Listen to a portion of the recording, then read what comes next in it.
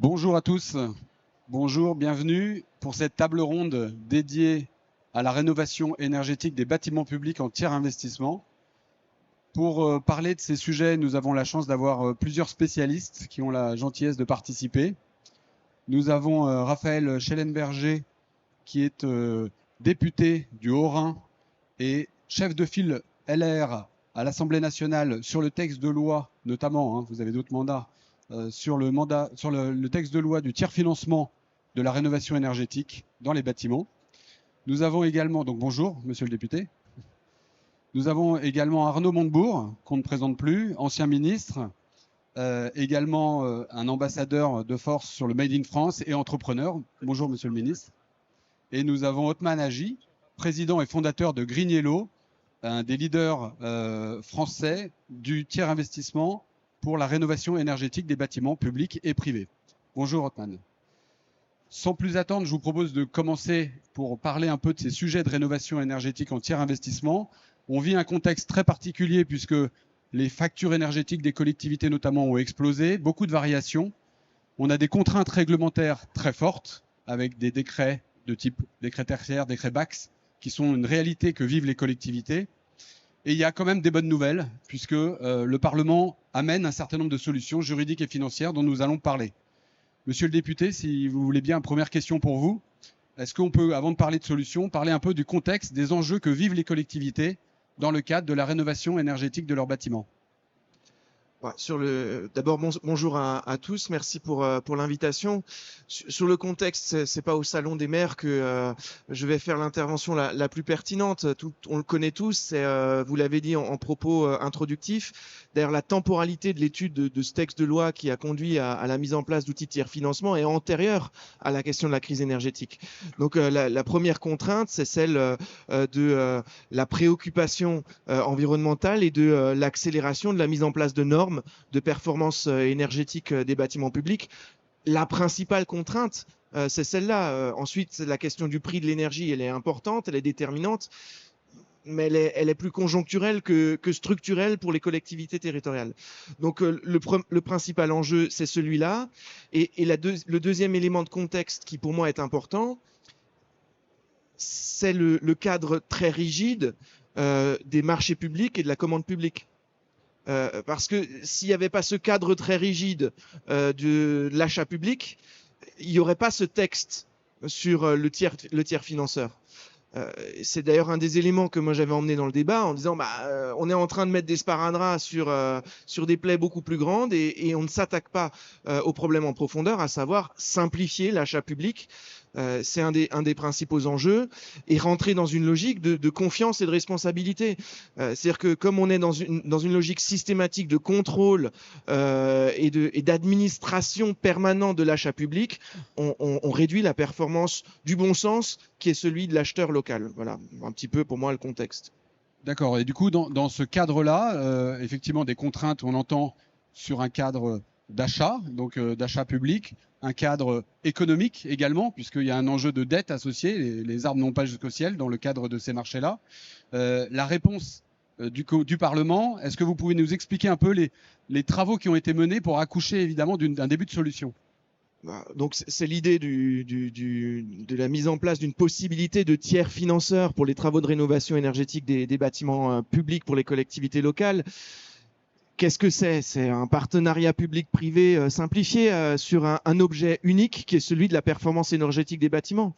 Moi, la question que j'avais posée à l'occasion de ce débat, c'est pourquoi réduire ça à la seule question de la performance énergétique des bâtiments ? Et en quelque sorte, on en vient à poser cette difficulté des collectivités locales qui est la construction de leur équation budgétaire, la construction de leur dette. Évidemment qu'on se vante et qu'on peut être très fier que nos collectivités locales soient bien gérées. Il y a cette règle d'or. Pas de dette de fonctionnement pour les collectivités locales, contrairement à l'État. Mais ça introduit parfois des rigidités. Et quand on a des actifs, quand on a des bâtiments qui valent quelque chose, pourquoi empêcher les collectivités d'y associer un passif, d'y associer une logique dynamique de financement de la rénovation ? Si notre parc public est à ce point délabré, et alors paradoxalement, on va parler beaucoup des collectivités locales, mais en matière de performance énergétique des bâtiments, il faudrait sûrement qu'on parle d'abord de l'État. C'est parce qu'on se dote de rigidités en matière de gestion qui sont assez insupportables. Les actifs, on peut très bien mettre des passifs dynamiques, des passifs qui vont se financer dans l'économie réelle pour les moderniser et les rendre contemporains des problématiques tant énergétique évidemment que d'intelligence, que d'accessibilité. Le premier défi qui a été celui des collectivités, c'est celui de l'accessibilité des bâtiments. Et on a sûrement raté un grand rendez-vous de la mise aux normes énergétiques de nos bâtiments publics au moment de leur mise en normes en matière d'accessibilité, parce qu'on a été incapable de mettre en place les outils de financement qui auraient donné des libertés aux collectivités territoriales. Du coup, Monsieur le Ministre, une question pour vous sur justement ces contraintes associées au marché public. Il existe déjà des outils pour aller faire de la rénovation énergétique, des véhicules juridiques et financiers. Quelles sont les nouveautés et comment est-ce qu'aujourd'hui on peut parler d'une avancée ou pas ? Si on regarde les volumes qu'il va falloir traiter, rien que le marché des écoles, alors là il y a des maires, ils savent ce que c'est qu'une école, combien ça coûte, la construire.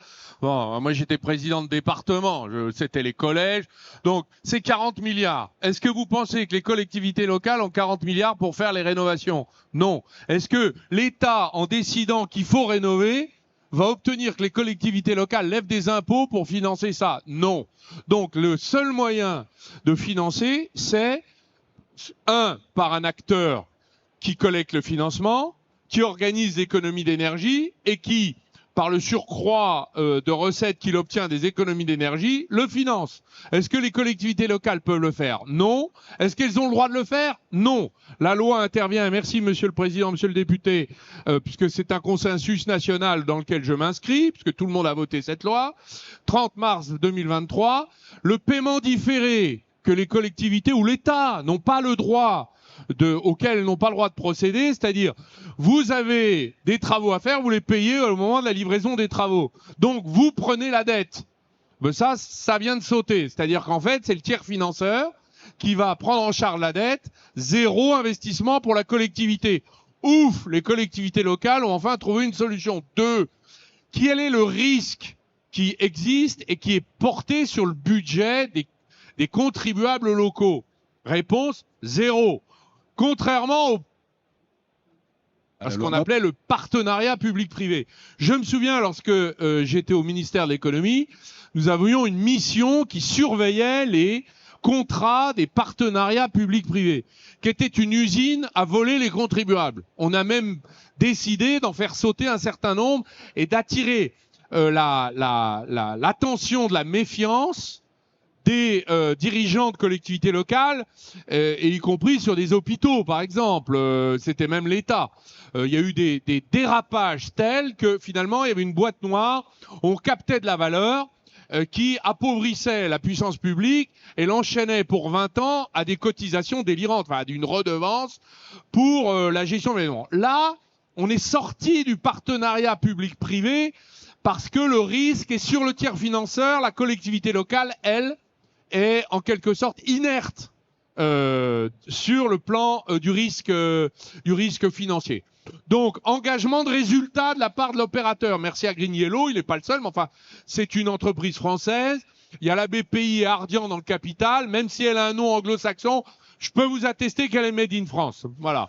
Et Othman va nous en dire un mot, son président. Bon, donc, elle a un problème de nom. Bon, mais elle va le changer un jour, peut-être. Mais en tout cas, Green Yellow, pour moi, c'est jaune-vert. Voilà, c'est jaune-vert ou vert-jaune, je ne sais pas. En tout cas, cette entreprise, qu'est-ce qu'elle fait? Elle dit, voilà, plutôt que des marchés publics où vous allez rénover votre école, vous prenez la dette, vous payez sans paiement différé, vous faites des appels d'offres, vous avez le bazar juridico, etc., politique. Là, il n'y a pas d'appel d'offres, sauf entre des partenaires, des tiers financeurs, qui vont prendre l'engagement sur le niveau de résultats d'économie d'énergie. D'ailleurs, la loi a permis d'élargir ça, pas seulement à mettre de la laine de chanvre. C'est aussi la géothermie avec des investissements. C'est aussi la fin de la chaudière au gaz et au fioul. C'est tout cet aspect-là qui est global. C'est aussi les panneaux photovoltaïques, j'en sais rien. Enfin, là-dessus, vous expliquerez ce que vous faites. Et donc, c'est une vision globale de l'économie d'énergie et du gain énergétique qui rapporte aux tiers financières et qui peut financer la dette qui n'est pas dans les comptes de la collectivité publique. Donc c'est même pas du hors-bilan budgétaire. C'est encore mieux. Voilà. Donc merci aux législateurs de l'avoir permis. Maintenant, il faut que la pratique suive. Et pour financer 40 milliards, rien que les écoles de France, alors c'est 500 milliards sur tous les bâtiments publics des collectivités locales, ben, il va falloir qu'on en fasse des économies d'énergie, Monsieur le Président. Hein. Oui, merci monsieur le ministre. D'ailleurs, juste un petit rappel, comment ça marche dans la vraie vie? Je ne sais pas si vous pouvez nous en dire un mot. L'idée, c'est effectivement, et peut-être Othman Hadj, pourriez-vous nous décrire un petit peu les grandes étapes de réalisation d'un contrat? Si demain une collectivité veut lancer un type de marché de ce genre-là, comment ça marche et sur quoi on s'appuie?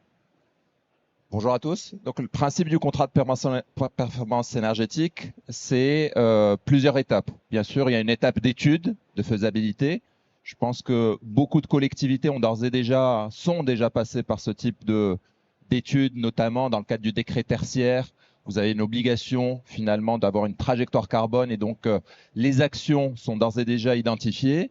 Puis par la suite, il y a un appel d'offres en vue de retenir l'opérateur qui va être votre allié énergétique dans le temps. L'allié énergétique, c'est celui qui va vous permettre le financement, donc porter l'investissement, mettre en service cette solution et garantir la performance dans le temps. Donc il y a bien, comme le disait Arnaud, une logique d'un transfert du risque financier et opérationnel. Et l'élément complémentaire, c'est un partage de valeur avec la collectivité. Pour vous citer des exemples très concrets, quand on fait des contrats de performance énergétique, qu'ils soient privés ou publics, c'est 20 à 25% d'économie d'énergie, c'est 15 à 20% de ces économies d'énergie qui sont rétrocédées finalement aux clients et donc à la collectivité. Donc la collectivité se retrouve avec zéro investissement réalisé, mais avec une quote-part des économies d'énergie qui lui reviennent et qui soulagent son budget de fonctionnement. Sur le solaire, même sujet, même thématique, on accompagne beaucoup de collectivités sur la solarisation de leur patrimoine. Dans une approche industrielle, ce qu'on voit aujourd'hui, les chiffres qui ont été annoncés, c'est que les collectivités, c'est 400 millions de mètres carrés. 3/4 de ces 400 millions n'ont fait l'objet d'aucune action en lien avec la transition énergétique. Donc vous voyez l'enjeu majeur et je pense que cette logique de loi vient permettre et donne une arme permettant à un moment donné d'accélérer cette transition énergétique pour les collectivités. Merci pour ces précisions. Si on continue à aller dans le détail, on a compris les enjeux, on a compris la réponse avec un véhicule juridique et financier. Dans la vraie vie, pour les collectivités, quels sont les leviers à leur disposition pour aller chercher ces objectifs de performance énergétique, pour aller répondre aux différents enjeux réglementaires qui sont les leurs? Chez GreenYellow, on a développé une plateforme qui vise à travailler les grands leviers de la transition énergétique vus du consommateur final, qu'il soit privé ou public ou particulier d'ailleurs. Quelles sont-elles? Elles sont au nombre de 3 grandement. Et je pense que je ne vous apprends pas grand-chose. C'est transition énergétique, c'est consommer moins et consommer mieux. C'est assez basique. Premier élément, c'est bien sûr tous les métiers qu'on appelle de sensibilisation des collectivités à leur facture énergétique. Ça passe par du pilotage de la consommation, du monitoring, de la sensibilisation des occupants. C'est une étape clé parce que c'est le point de départ de toute action pérenne dans le temps. Par la suite, il y a tous les leviers relatifs à l'efficacité énergétique. Dans l'ensemble des collectivités, vous avez du chaud, vous avez du froid, vous avez de l'éclairage grandement. Donc, c'est les grands principes. Et puis, vous avez aussi des bâtiments à chauffer et donc des thématiques d'isolation. C'est pour ça qu'on fait la distinction dans l'efficacité énergétique sur ce qui est actif, vos équipements, de ce qui est passif, à savoir votre bâtiment. Le point important de cette loi, c'est que l'ensemble de ces actions ont des retours sur investissement qui sont longs, qui nécessitent d'être portés par un objet, un véhicule permettant d'avoir des contrats sur 8, 10 ans, et donc d'avoir une sorte de retour sur investissement de ces actions-là et vous permettre de les réaliser. Donc c'est ça l'objet de ces métiers-là. Et puis le dernier élément, c'est bien sûr produire de l'énergie verte locale. Vous savez qu'il y a une émergence forte du solaire photovoltaïque et notamment en autoconsommation. Produisez vous-même votre propre énergie localement, 15-20% moins cher que celle du réseau. C'est ce qu'on vous permet de faire en installant du solaire sur vos écoles, vos lycées, etc. Une petite question pour monsieur le député, si vous le voulez bien. On a compris effectivement qu'il y avait tout un arsenal à disposition des collectivités pour aller chercher ces résultats. Les plans de rénovation énergétique sont déjà engagés. Est-ce que ce texte approuvé par le Parlement se complète au plan déjà déployé? Est-ce que c'est quelque chose qui se chevauche ou est-ce que c'est quelque chose qui peut accompagner des plans déjà engagés? La construction des plans d'économie d'énergie, comme d'ailleurs de transformation de notre outil productif en matière énergétique, elle a été assez peu pensée dans sa capacité opérationnelle. C'est-à-dire que toutes les préoccupations et tous les outils qui ont été mis en place ici, jusque-là, c'était des outils de cadrage administratif, de définition de la norme, de définition de l'exigence, mais on n'est jamais allé dans le comment on fait. Et c'est bien l'erreur, c'est la question sur laquelle on a travaillé sur notre système énergique de façon générale. On est dans les grands discours, mais derrière concrètement, quand il s'agit de construire des usines, il faut des compétences opérationnelles, il faut faire. Les collectivités, c'est pareil, on leur donne des grands plans, des objectifs en matière de normes à atteindre, mais comment elles font ? Comment elles font quand on leur baisse les dotations globales de fonctionnement, quand on réduit leur capacité à disposer d'engineering en interne, quand la nécessité démocratique, et j'ai pas de difficulté à le dire, fait que la taille des collectivités fait que on n'a pas toujours la possibilité d'avoir des ingénieurs en performance énergétique dans une petite commune. Donc comment on fait? Et ça, c'est une question qui n'avait pas été posée, ou alors la réponse c'était pardon, mais regroupez-vous, vous serez plus gros, vous serez capable d'avoir de l'engineering. On n'a pas non plus anticipé ce que disait très bien le ministre, le volume de dépenses. 40 milliards rien que pour les écoles. C'est colossal, parce qu'il y a tout le reste en même temps. Et donc, on n'a pas pensé les outils pour accompagner. Donc, cet outil de tiers financeur, c'est enfin un outil qui permet d'aller dans l'opérationnel, dans le rendre et dans le produire. Donc, ça n'est pas incompatible. Ça vient un peu télescoper d'autres outils qui existaient, comme le contrat d'économie d'énergie ou des choses comme ça, mais qui n'étaient pas destinés aux mêmes objets, qui étaient destinés aux producteurs d'énergie et pas à l'utilisateur et aux propriétaires de bâtiments. Donc là, on a enfin un outil qui est à destination de celui qui doit faire sur le terrain. Donc c'est pas en confrontation, c'est pas en plus, c'est pas en moins. Je crois que tous les outils seront nécessaires. Et moi, j'ai tendance à penser que pour les collectivités locales, il faut continuer à libérer un petit peu tous les outils financiers et administratifs dont elles ont besoin. On partagera peut-être pas le même point de vue sur la question des partenariats publics-privés. Ceux qu'on a conclus jusque-là ne sont pas bons, mais ils sont pas bons parce qu'on a mis trop de rigidité. Et ces tiers financeurs, c'est la logique du partenariat public-privé, mais dégrever de toutes ces contraintes qui, in fine, déséquilibraient l'affaire et faisaient peser le seul risque à la collectivité. Donc, un peu de liberté dans la gestion des collectivités locales, ça peut donner des outils intéressants. De toute façon, on sait que sur les enjeux de transition énergétique, de mutation du patrimoine public, qu'il soit local ou de l'État déconcentré, nécessitera de l'innovation. Et l'innovation, elle ne vient toujours que du terrain. Alors en fait, on a en face, quand on est collectivité locale, on a un ensemblier qu'on choisit. Et l'ensemblier, il a des ressources et des charges. Et il va travailler avec la collectivité, si je regarde le texte tel que vous l'avez voté, pour faire tenir debout un projet qui va durer 10, 15, 20 ans. Ça dépend. Tout le sujet de la rénovation énergétique, c'est que avec les taux d'intérêt existants aujourd'hui, il n'y a pas de rentabilité de l'investissement public, donc c'est les contribuables qui payent. C'est impossible. Voilà, d'abord parce que beaucoup de collectivités n'ont plus d'impôts, vous l'avez remarqué, qui est un énorme problème, là pour le coup qui relève de la discussion politique du pays. Et puis beaucoup de collectivités sont dans la main des subventions, c'est la chasse à la subvention que tous les élus connaissent dans leur vie quotidienne. Européenne, enfin je ne sais, vous connaissez tout ça, le département, qui eux-mêmes n'ont plus d'impôts. Donc de toute façon, on arrive au bout de ce système.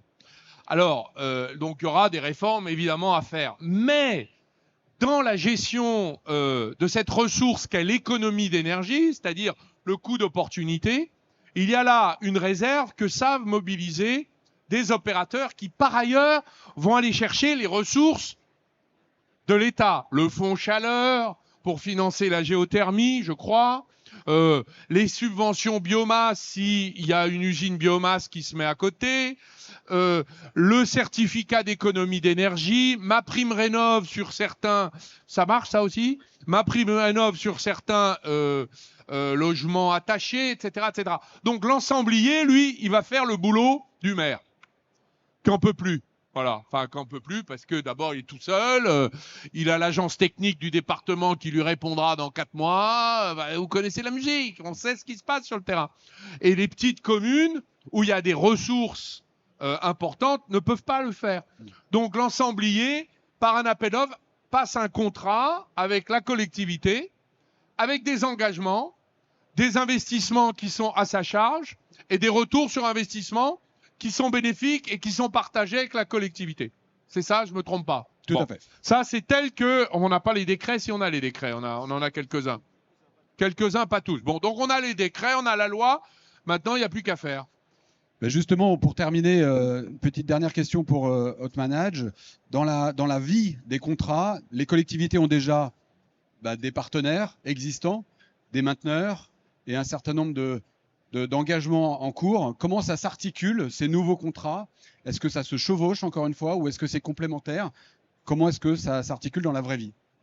C'est clairement une couche complémentaire. C'est-à-dire que vous avez d'ores et déjà, je pense, au sein des collectivités, une multitude de contrats qu'on appelle P1, P2, P3 pour la fourniture d'énergie d'une part, puis pour la maintenance de vos équipements et puis pour le changement de ces équipements. Là, on rajoute une couche complémentaire qui vise à accélérer le changement des équipements pour vous amener à une logique de sobriété énergétique. Et le levier dont on parle ici, qui a été bien résumé par Monsieur le ministre, c'est vos charges de fonctionnement. Vos charges de fonctionnement sont, via les économies d'énergie, une enveloppe allouable à de l'investissement productif. Et donc, c'est de ça dont il s'agit. Et on est fervent défenseur de cette approche-là. Sachez que c'est un modèle économique qui est pas récent. Ça fait plus de 20 ans qu'on en fait dans le domaine privé. On en fait tous les jours avec des entreprises privées. Vous avez la faculté aujourd'hui au niveau public d'utiliser les mêmes outils que le monde privé. Il nous reste quelques minutes. On avait gardé quelques minutes pour quelques questions complémentaires. Précision si vous aviez besoin. Est-ce que quelqu'un a une première question? Oui.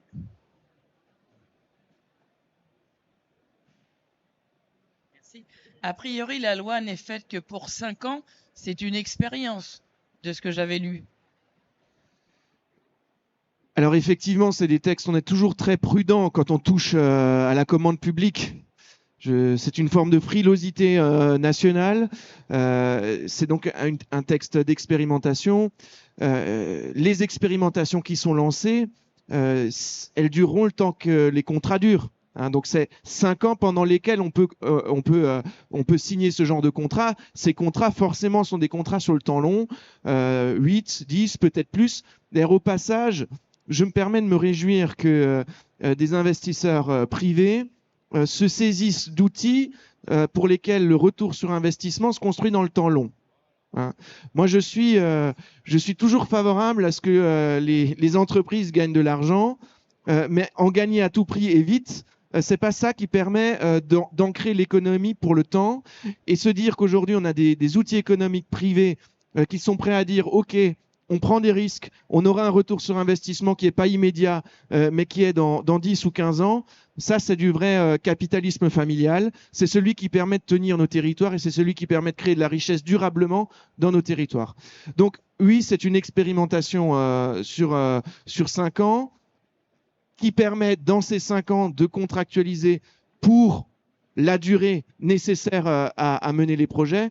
Mais si ça fonctionne, si les collectivités s'en saisissent, le législateur n'aura pas d'autre choix que de rentrer cette expérimentation dans la loi. Il n'y a que 2 issues à l'expérimentation, c'est soit la généralisation, soit l'abandon. Donc si ça fonctionne, moi j'ai pas trop de doutes sur l'intérêt. Il s'agit maintenant de s'en saisir. Si les collectivités s'en saisissent, il y a aucune difficulté à ce que ça reste du droit pérenne. Merci, monsieur le député. Une autre question? Oui, merci. Ma question consiste à savoir comment fonctionne sur le plan technique et financier ce contrat de tiers investissement, s'il vous plaît. Donc, le contrat de performance énergétique est un contrat qui est signé sur une durée longue parce que nous sommes sur des investissements d'infrastructure. Donc, par définition, la rentabilité de ces investissements est longue. On a un engagement de résultat sur les économies générées. Donc, on fait une étude. C'est un engagement donc, que nous prenons. C'est un risque que nous prenons.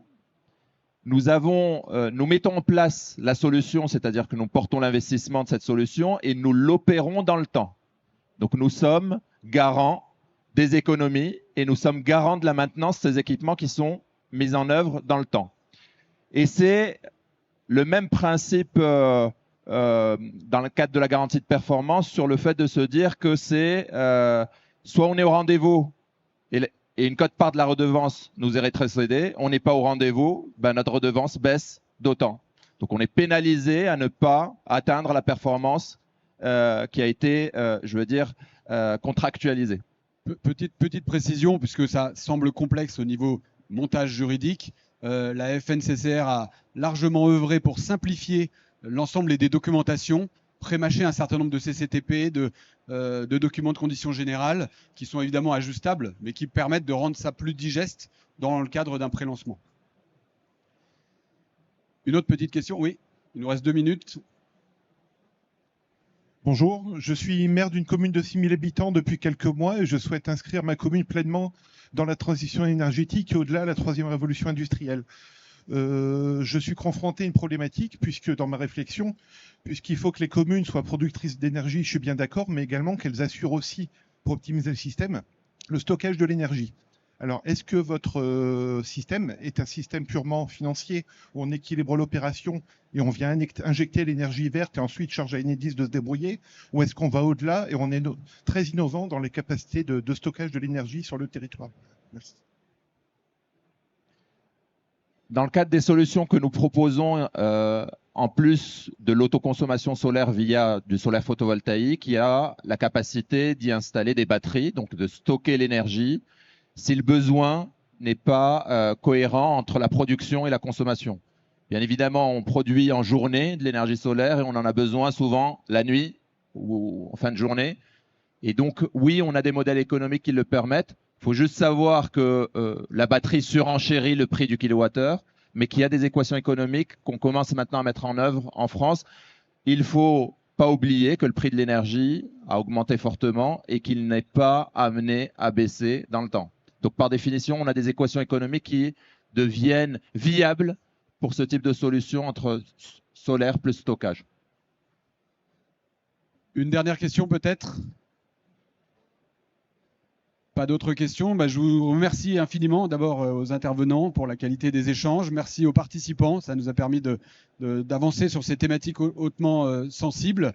On vous invite à continuer les débats, à continuer ces échanges sur le stand de Green Yellow qui est sur ma gauche, 3e ou 4e allée sur la gauche, donc au K90, et ça permettra d'affiner les échanges selon vos spécificités, selon vos projets. Merci à tous et à bientôt.